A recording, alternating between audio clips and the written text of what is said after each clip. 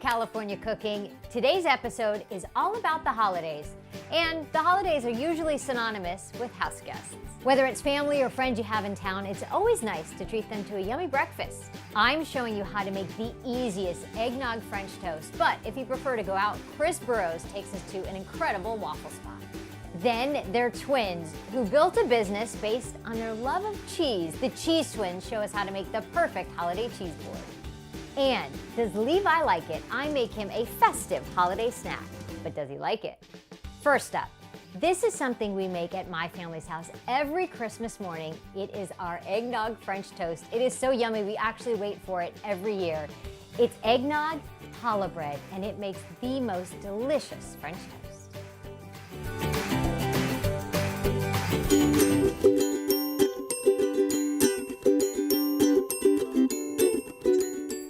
I'm in my Christmas jammies because I'm going to make our family's Christmas morning tradition, eggnog French toast. It is so good and so easy. Here's the thing about eggnog. I don't really know what to do with it. I don't enjoy drinking it. Some people do. My mom really enjoys a cup of eggnog during the holidays. Not my thing. So we'd get up in the morning and we'd make French toast. And then one year we didn't have enough milk. And I thought, why don't we just use the eggnog? And it makes the most delicious French toast because of all of the flavorings in eggnog. If you've never had eggnog, when you go to the grocery store starting in December, it's everywhere. So you just pick up a carton of eggnog and you're good to go. As far as bread goes, you could do raisin bread. You could do cinnamon swirl bread.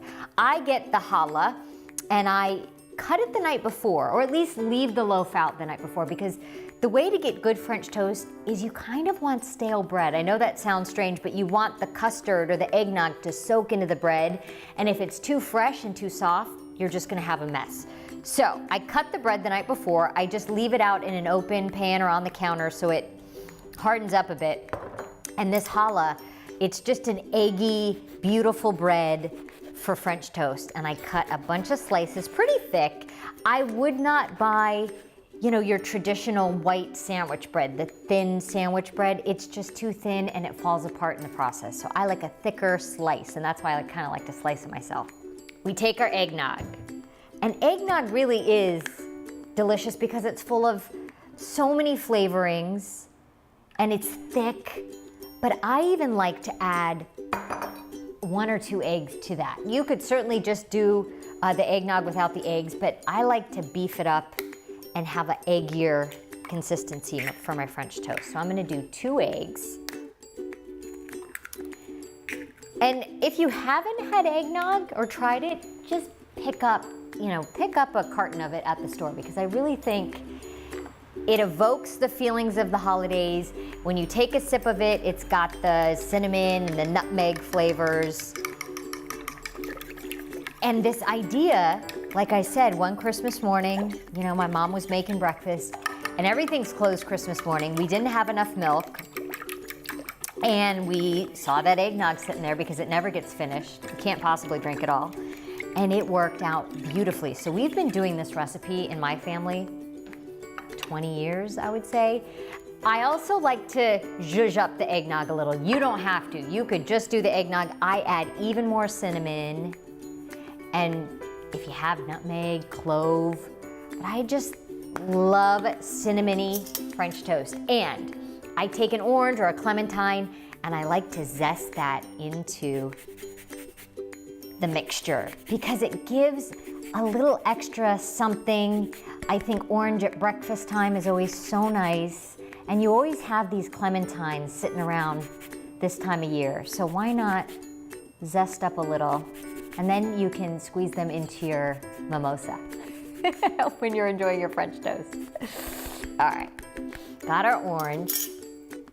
And you guys, that's it. That's all it takes for the custard. And now, oh, you know what else you could, which I'm not going to today, a little extra vanilla in there would be great. We put our challah into our egg mixture and we just let it sit.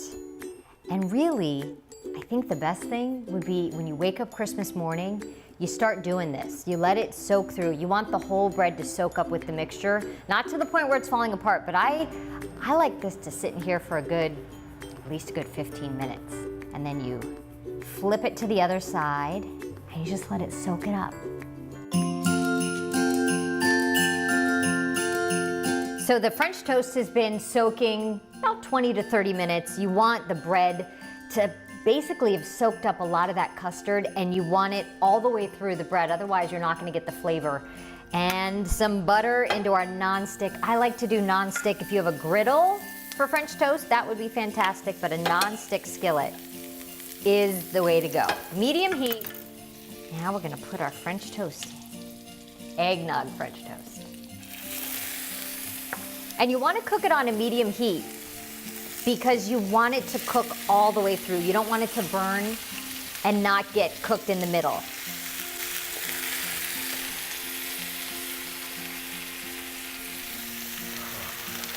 All right.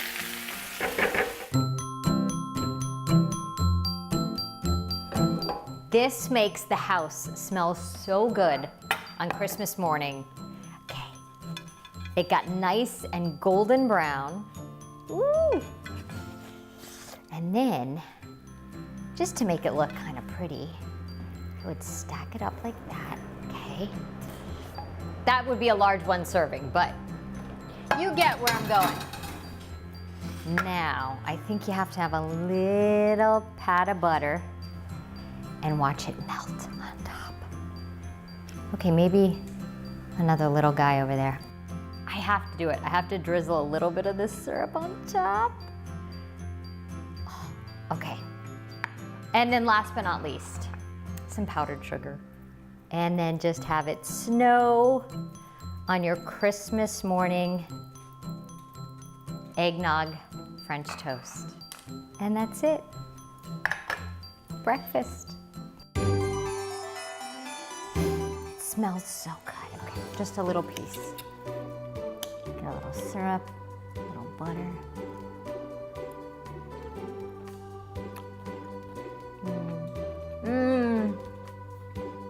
Tastes like the holidays. So good. How easy was that? And I have to say, the challah bread really elevates that recipe. Coming up, Chris Burrous takes us to a waffle spot whose slogan says it all: love at first bite. Plus, does Levi like it? I'm making him a holiday snack. It's a lasagna dip with all the goodness of lasagna in a dip. But does he like it? But first, I get some tips from the cheese twins. They give us the pointers on how to create the perfect cheese board for your holiday get-together. That's next.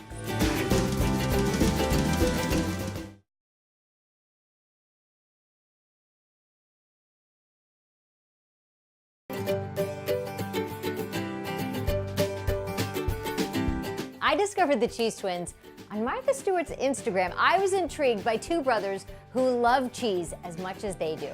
And they're so legit, they actually studied cheese in Europe. They're from out of town, but they visited LA, and I don't know how I missed them, but they left me with some great tips. Take it away, guys.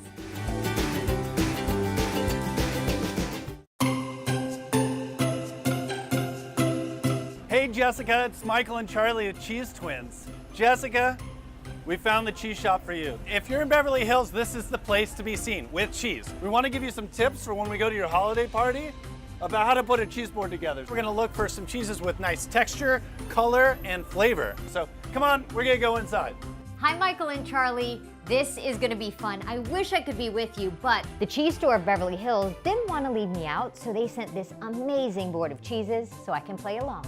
So where do we start? So for this holiday cheese board, we're gonna anchor the tastings in two wines, a red wine and a white wine. And the whole idea is that when your friends, including us, come to your party, one of the first things they do is they get a glass of wine. Okay, just a minute. Got it. White wine check, red wine check. Okay guys, what's next? So, white wine. Focus on cheeses that are richer, creamier, smoother. Yummy combination. I love that one, guys.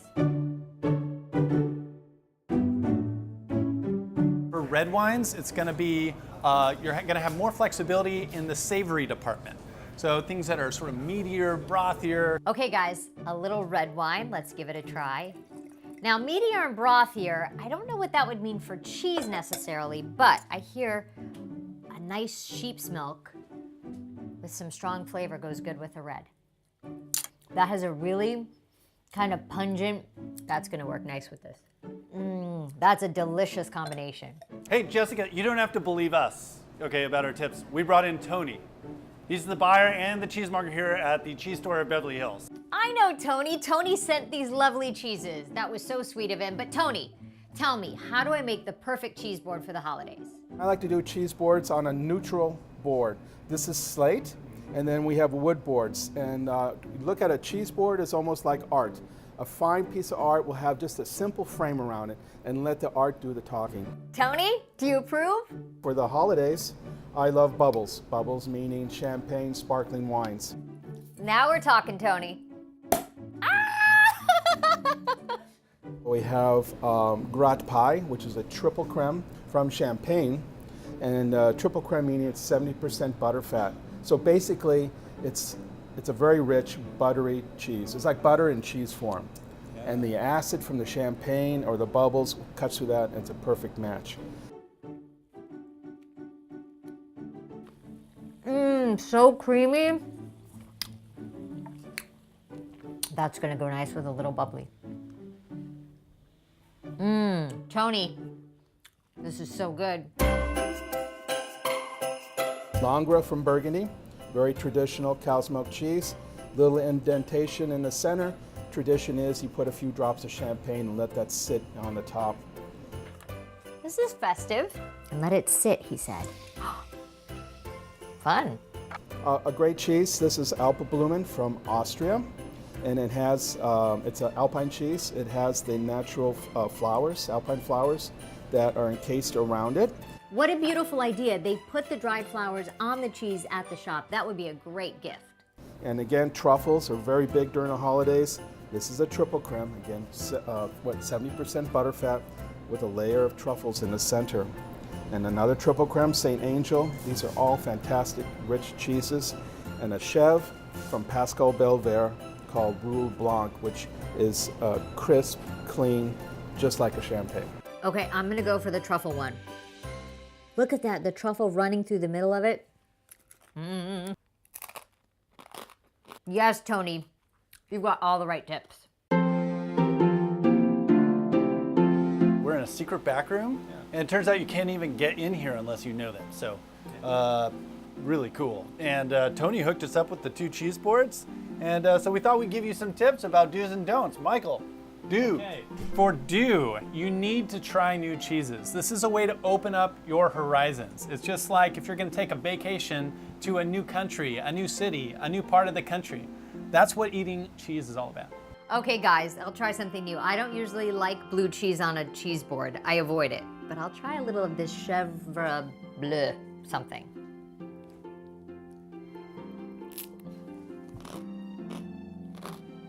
That's good. It's strong, but it's good. Don't overwhelm your guests.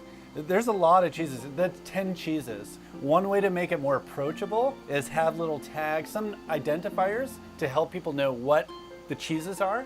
And also they want to know, well, which wine goes with these cheeses? Is that the white? Is that the red? So maybe put the red wines with the cheeses that pair with the red wines, and then over there have the white with the cheeses so that people don't get mixed up. Another one is with the cheese board, when you have 5, 10 cheeses, make sure that you have a crowd pleaser. You have a triple cream. Everyone's gonna love that.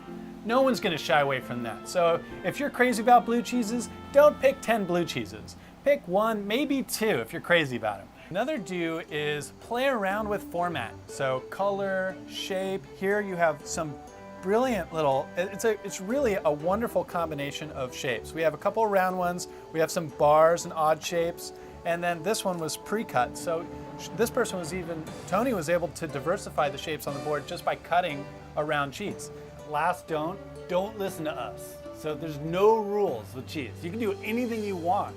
It's just, there's some things that maybe help things move along better, but ultimately you can't make a mistake. And if you feel like you did make a mistake, you can do it differently next time. So get out there and explore and have fun. That's what it's all about. Just don't put a knife or spoon in your mouth and put it back in the cheese. That's Don't all I ask. do That's that. all just general hygiene. That's, yeah. Right. Yeah. Cheers. Hey, to Jessica, Jessica. we'll see you soon. Oh, my favorite cheese twins. You guys are amazing. And now I can create the perfect holiday cheese board for my party. Thanks so much. And of course, Tony will be back for more cheese. Thanks, guys. Cheers. Coming up, Chris Burrous takes us to a tasty spot that's serving up authentic Belgian waffles. And then I make Levi a tasty holiday snack. It's a lasagna dip with all the goodness of lasagna in a dip. But does he like it? We'll find out.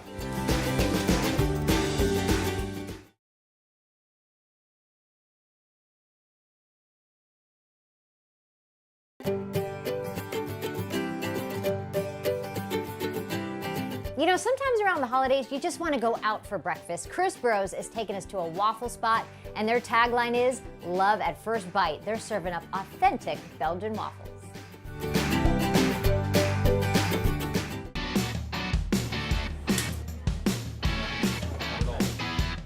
Got this email from Kara, says, I got a suggestion for you. Waffle Love, it's fabulous. Says it's the best waffle she's ever had. We'll see about that. We're in Northridge on Reseda, right by Plummer, at Waffle Love.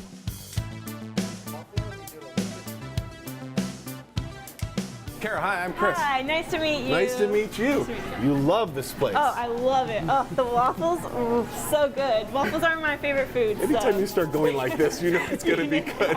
What do you love about it so much? Oh, I don't know. Something about the batter. They don't put syrup in it, but the waffles are actually sweet. I got to try this. Shall we order? Yes, sounds great. Hi, welcome to Waffle Love. What can I get for you? Hi, can I please get the sunshine? Sunshine. Thank you. Okay, you go sweet. I'm going to go savory. The grilled cheese and bisque. Grilled cheese, that's a good one. That bisque we make and start from scratch is super, super good. These waffles do not start with a batter. Nope, these are Liège-style waffles like they make in Belgium.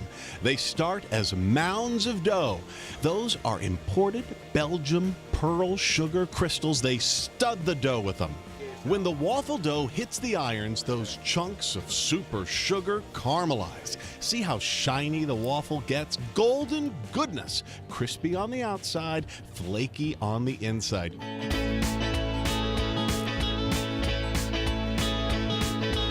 No syrup. No syrup. What's on there instead that you see? Okay, so there's some lemon curd here, lots of whipped cream, and a nice assortment of raspberries, just to top it off. We'd love for you to take a bite. Tell us what you think. All right, don't mind if I do. It's beautiful. It's gorgeous. Get some whipped cream. I like the way you operate. That's a big smile. It tastes like a lemon bar with a slight crunch. It just, delicious. All right, you went sweet. I decided to go savory. This is my grilled cheese. The dough is actually croissant dough. So as it cooks, you're going to end up with 20 or 30 flaky layers of the homemade garlic butter, provolone, Munster, and the kicker, the house-made tomato bisque. I'm gonna dip it in. Sorry, I'm a dipper. I hope you don't mind. Nope. Oh man. It's like a croissant. There's like 50 different little layers in there that are all crunching together. That cheese. In every bite. That's the best darn grilled cheese. I recommend just dipping. Just dipping. Just dipping. No. Save the time. You can fill your mouth easier. Clearly you've watched this show before.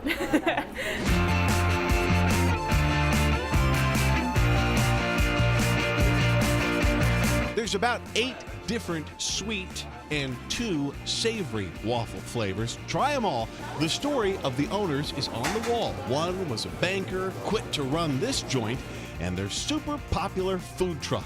This is a place where there's like 10 things on the menu. They're not trying to do everything. They're not doing a BLT. They're not doing what they do is the best. All right, our total for everything we ate here today, $21.32, and I mean that was worth every single penny of that. Kara, thank you so much for tipping us off to this place. This is a gem, and you've now started an addiction. Darn it. Thanks for watching Channel 5. See ya. Bye. Oh my gosh, the grilled cheese waffle. I have never heard of such a thing. That looked so good. And get this, they even make waffle wedding cakes. Pretty amazing. Thanks, Chris.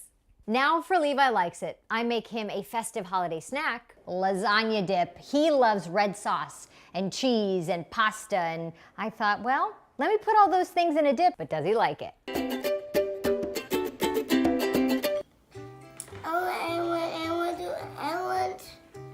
Why don't you try it? Oh, I need dip sauce. That is a dip.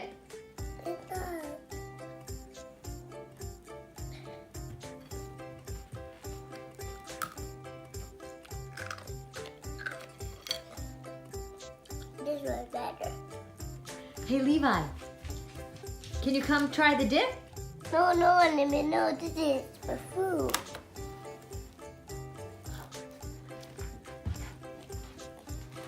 This is not bread from dinner. You don't like bread for dinner? This is a snack. Really what? No. Can you try it? Just dip it one time and give me.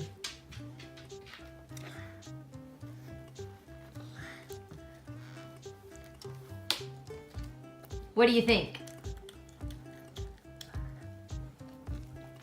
All right, I'm gonna eat it. No. No. Will you try it again? Another taste? Dip, dip, dip, dip. Oh yeah. Ooh. Is it good?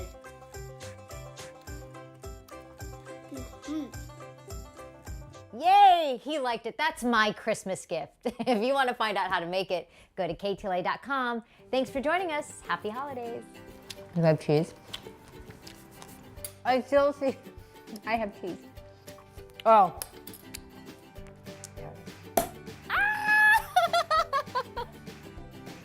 It's a party of one. What does the dip taste like? Tomato. Tomato? The tomato. It's called tomato.